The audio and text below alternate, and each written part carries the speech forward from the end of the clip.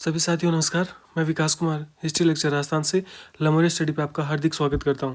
आज की इस क्लास में पढ़ेंगे रास बिहारी बोस को। तो रास बिहारी बोस का जो जीवन काल है वो 25 मई 1886 से लेकर के 21 जनवरी 1945 तक।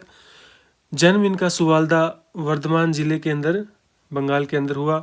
माता का नाम भुवनेश्वरी देवी और पिता का नाम विनोद बिहारी। इनकी प्रारंभिक शिक्षा चंद्रनगर में और जो कॉलेज हुई थी वो डुप्लेक्स कॉलेज से। और इसके अलावा ये उच्च शिक्षा के लिए जर्मनी और फ्रांस भी गए थे। इसके अलावा बात करें कि सबसे ज़्यादा जो क्वेश्चन पूछा जाता है रास बिहारी बोस से, ये जो 3 क्वेश्चन यहाँ पर आपको दिख रहे हैं, पहला तो नारा, दूसरा समाचार पत्र और तीसरा जो है वो इंडियन इंडिपेंडेंस लीग की स्थापना। सबसे ज़्यादा बार जो क्वेश्चन पूछे गए वो यही से पूछे गए। तो अच्छे से याद करना आपको कि एशिया वासियों के लिए है, यह नारा किसके द्वारा दिया था? रास बिहारी बोस के लिए। देखिए, जब इंग्लैंड अपने उपनिवेश बना रहा था तो उस समय रास बिहारी बोस का एक नारा बहुत ज़्यादा ही चर्चित हुआ था कि इन्होंने कहा कि एशिया वासियों के लिए, यानी कि जो यूरोप के लोग हैं उनका यहाँ पर कोई काम नहीं है। उसके अलावा जो समाचार पत्र था उनका था न्यू एशिया, ये जापान से उन्होंने निकाला था। उसके बाद में बात करें कि 1942 में इन्होंने इंडियन इंडिपेंडेंस लीग यानी IIL या भारतीय स्वतंत्रता लीग का गठन किया। और 1943 में उन्हें जो जापान की सरकार थी उसने order of the rising sun का जो अवार्ड था वो भी दिया।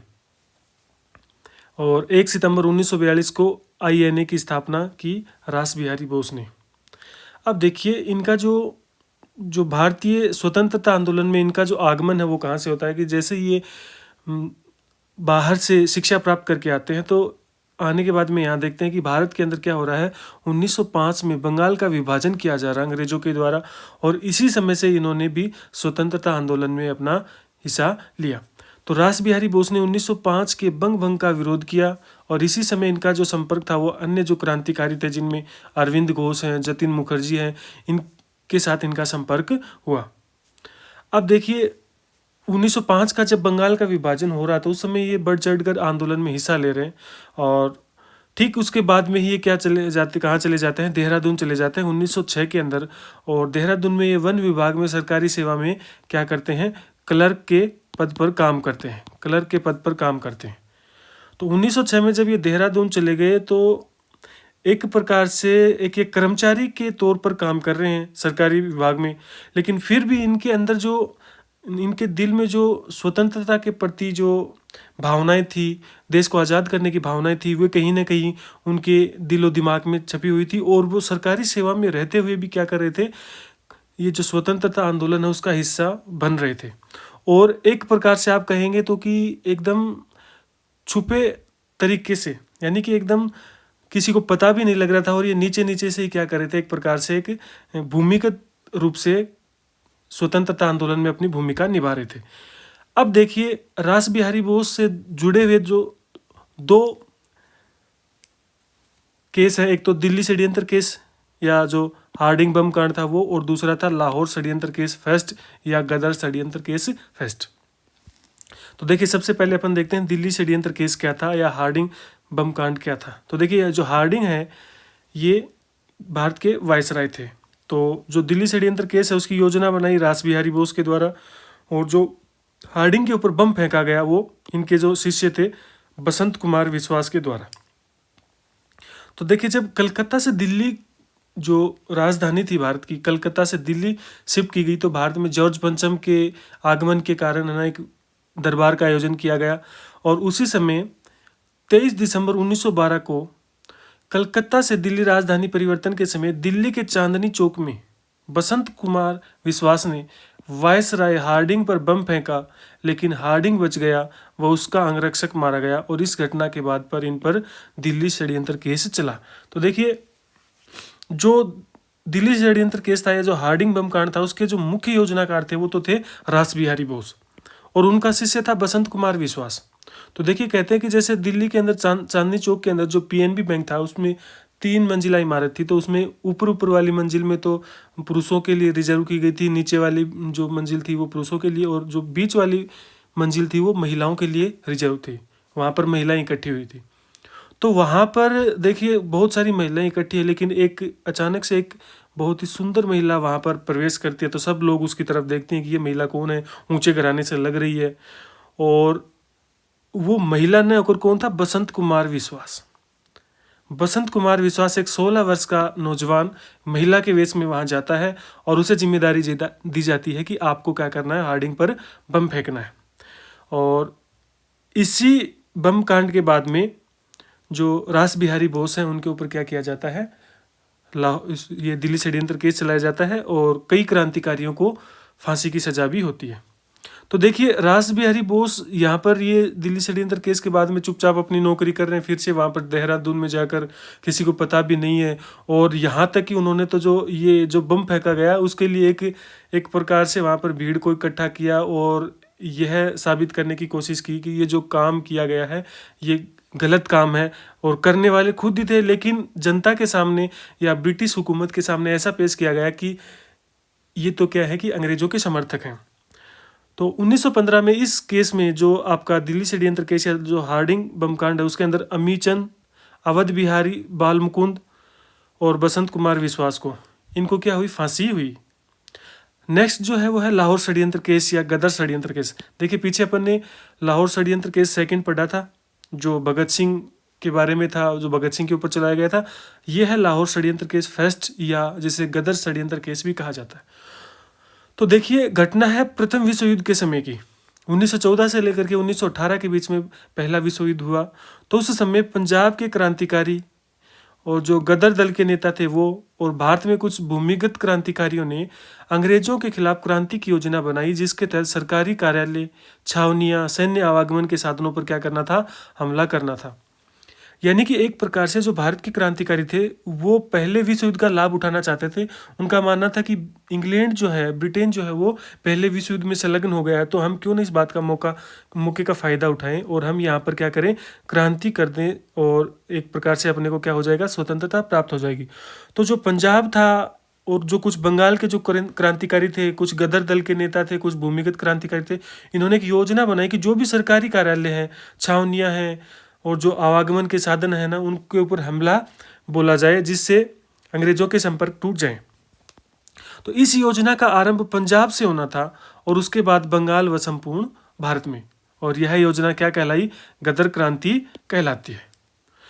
अब देखिए इस योजना के लिए क्रांतिकारियों की एक बैठक होती है बनारस के अंदर और जिसमें निम्न क्रांतिकारियों ने भाग लिया। तो राजस्थान से देखिए, अब अगर आप आरपीएससी की तैयारी कर रहे हो तो यहाँ से इम्पोर्टेंट हो जाता है कि गदर क्रांति के अंदर राजस्थान से बनारस के अंदर जो सम्मेलन हुआ था तो उसमें किसने भाग लिया था, तो प्रताप सिंह बारठ के द्वारा वहाँ पर भाग लिया गया था।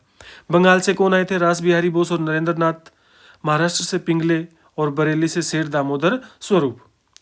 और इस बैठक के बाद में अलग अलग क्रांतिकारियों को अलग अलग क्षेत्रों का जिम्मा सौंपा गया। बैठक हो गई, बैठक में कुछ निर्णय लिए जिसमें क्या था कि अलग अलग व्यक्ति अलग अलग प्रांतों में जाएंगे, अलग अलग स्टेट में जाएंगे और वहाँ पर क्रांति का नेतृत्व करेंगे। तो देखिए रास बिहारी व पिंगले को तो भेजा गया लाहौर के अंदर और प्रताप सिंह बारठ को अजमेर का काम सौंपा गया, शेर दामोदर स्वरूप को बरेली का और नरेंद्र नाथ को गुवाहाटी का और सचिंद्र सान्याल को बनारस व दानपुर का।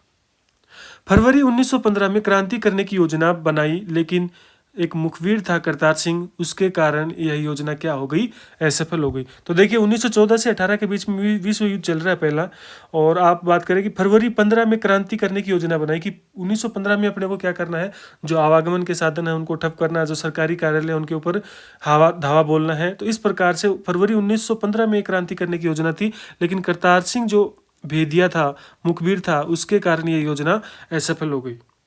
अब देखिए यहाँ से कुछ क्रांतिकारियों को फांसी होगी, कुछ को जेल भेजा जाएगा, कुछ फरार हो जाएंगे।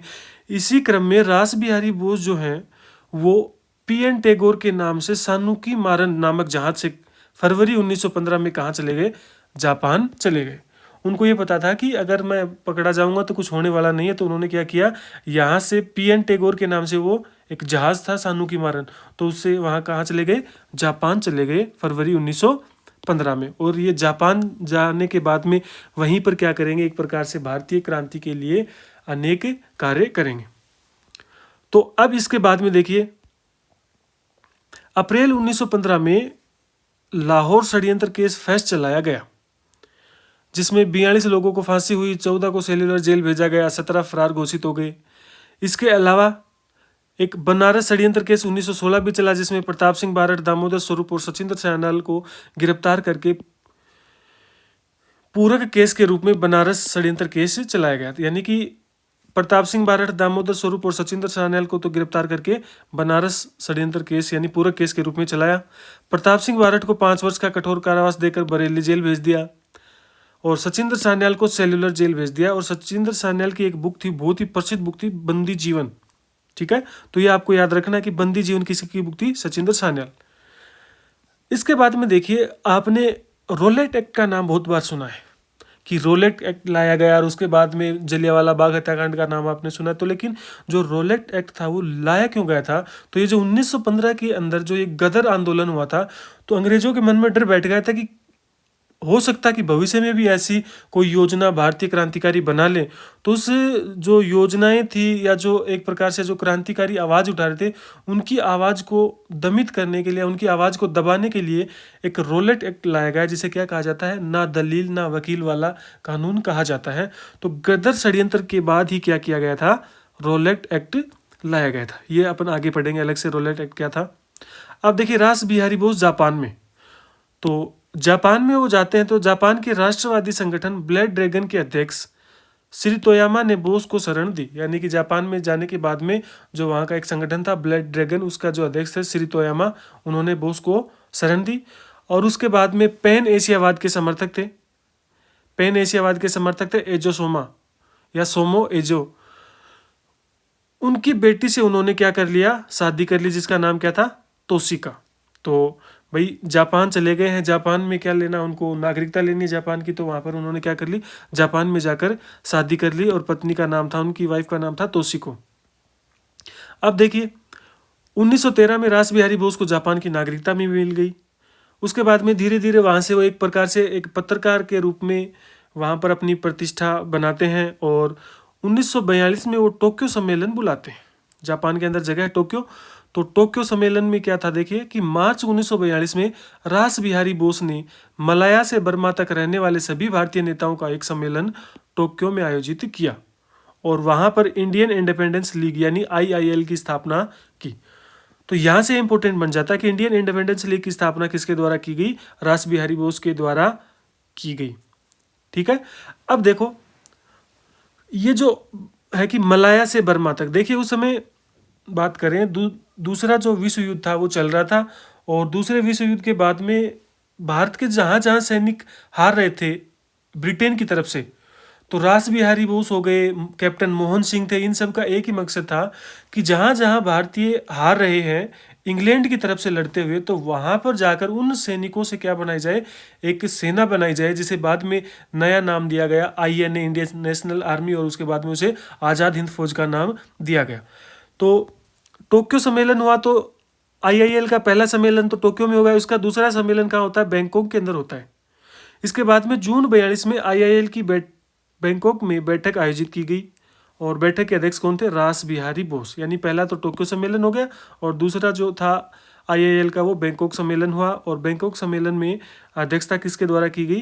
रास बिहारी बोस के द्वारा की। और इस सम्मेलन में कुछ महत्वपूर्ण निर्णय लिए, उनमें से कौन से थे कि एक तो इंडियन इंडिपेंडेंस लीग की सैन्य इकाई के रूप में इंडियन नेशनल आर्मी INA का गठन किया जाएगा और 1 सितंबर 1942 को रास बिहारी बोस और इनके साथ में अन्य क्रांतिकारियों ने मिलकर क्या किया? इंडियन नेशनल आर्मी की स्थापना की।